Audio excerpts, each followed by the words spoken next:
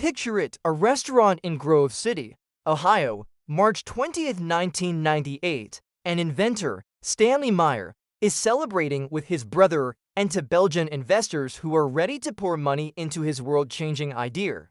He lifts a glass of cranberry juice, takes a sip, and then everything goes wrong. He chokes, grabs his neck, and stumbles out of his chair.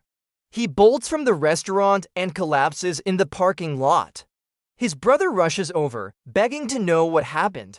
With his last breath, the inventor makes a chilling accusation: "They poisoned me." How did a man with an invention that promised to change the world end up dead in a parking lot?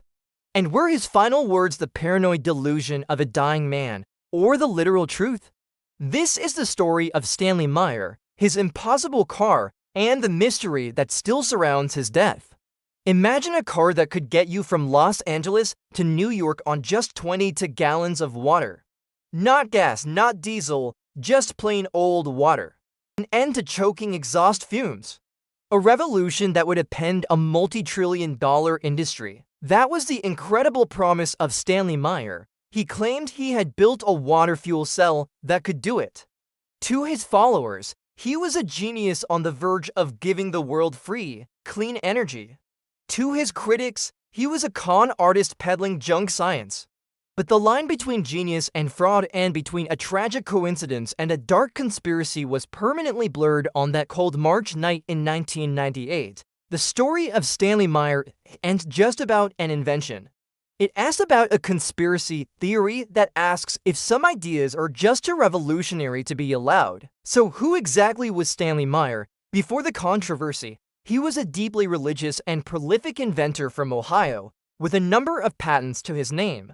He was the kind of guy who truly believed he could solve the world's biggest problems from his own garage.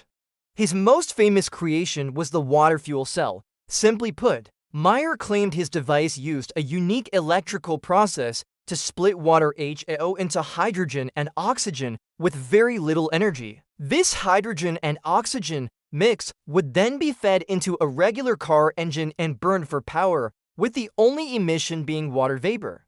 Now, splitting water using electricity electrolysis is basic science. But here is the unbelievable part of Meyer's claim. He said his fuel cell was so efficient it produced more energy than it took to run it. This is where scientists threw up a giant red flag. His device appeared to violate the fundamental laws of physics, which basically say you can't get energy from nothing. In short, he was claiming to have built a perpetual motion machine, a concept long dismissed by mainstream science, but Meyer wasn't fazed. He bolted the device onto a dune buggy and toured it around the country, putting on demonstrations that wowed crowds and, more importantly, investors. For a while, it seemed like Meyer was on top of the world. News channels ran stories on his amazing water-powered car. A UK journal reported that a top British scientist had examined the device and was totally floored by it. Meyer's demos were convincing. He really looked like he was running an engine on nothing but tap water. But all that attention brought heavy scrutiny. The overwhelming majority of scientists called his claims impossible pseudoscience. They figured there had to be a trick, maybe a hidden tank of hydrogen or some undisclosed chemicals in the water. This skepticism eventually led to a courtroom.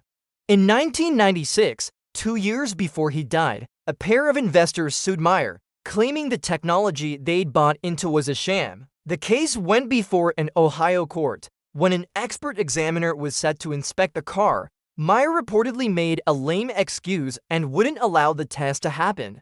3 other experts who did get to examine the fuel cell in court concluded there was nothing revolutionary about the cell at all, and that it was simply using conventional electrolysis. But for Meyer and his supporters, the lawsuit was just more proof that powerful forces were working against him. Meyer became convinced he was a target. He complained of being followed and receiving death threats. He told his brother that powerful people were trying to either buy his patents just to bury them or get rid of him completely.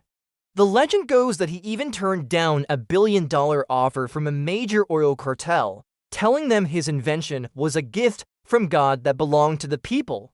This story plays right into a popular conspiracy theory known as free energy suppression. The theory claims that for over a century, governments and massive corporations have been actively sabotaging revolutionary energy technologies to protect the fossil fuel industry's profits. Innovators like Nikola Tesla, who dreamed of providing free wireless energy, are often seen as victims of this suppression.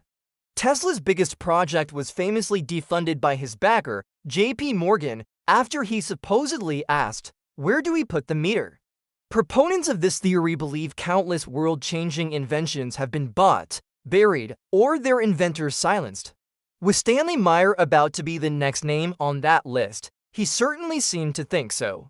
And that brings us back to that night in the restaurant parking lot. The official investigation was quick. The local police and the Franklin County coroner looked into the death. The autopsy found that Stanley Meyer, who had a history of high blood pressure, died of a cerebral aneurysm. Toxicology reports found no signs of any known poisons. Case closed. Officially, a 57-year-old man with a known medical condition had died of natural causes.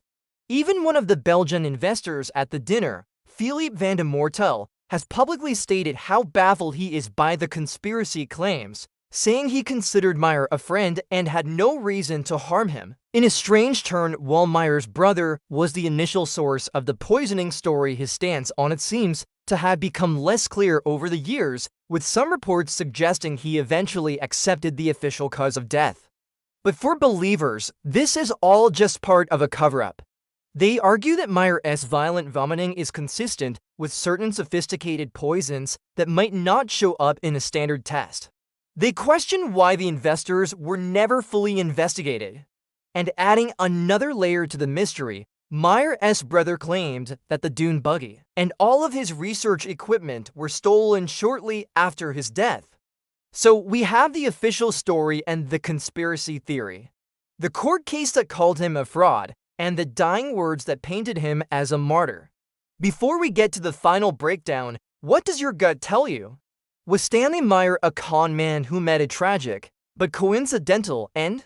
Or was he a true visionary who was silenced? Let us know your theory in the comments.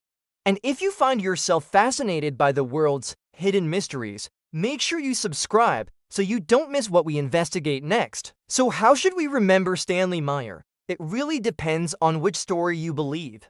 The first story is that of the tragic fraud. In this version, Meyer was a charismatic showman who might have even bought into his own hype, but his science was fundamentally wrong. His water fuel cell wasn't a miracle, just a clever trick. The stress of the fraud lawsuit, mixed with his high blood pressure, triggered a fatal but natural aneurysm. His final words, "They poisoned me," were the confused outburst of a man suffering a catastrophic medical event. His death was a tragedy, but it wasn't a conspiracy.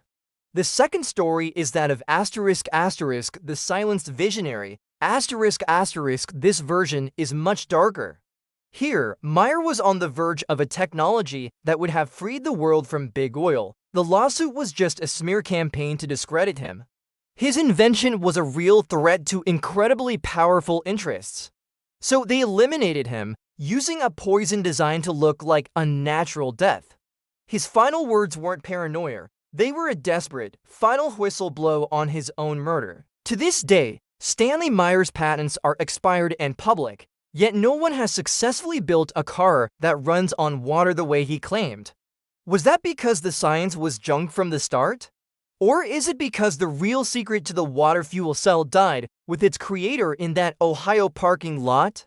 The story of Stanley Meyer lasts because it taps into a deep suspicion of our modern world, the feeling that a better, cleaner future might have been stolen from us. Whether he was a prophet, a fraud, or a bit of both, his tale remains one of the most compelling and unsettling mysteries in the history of invention.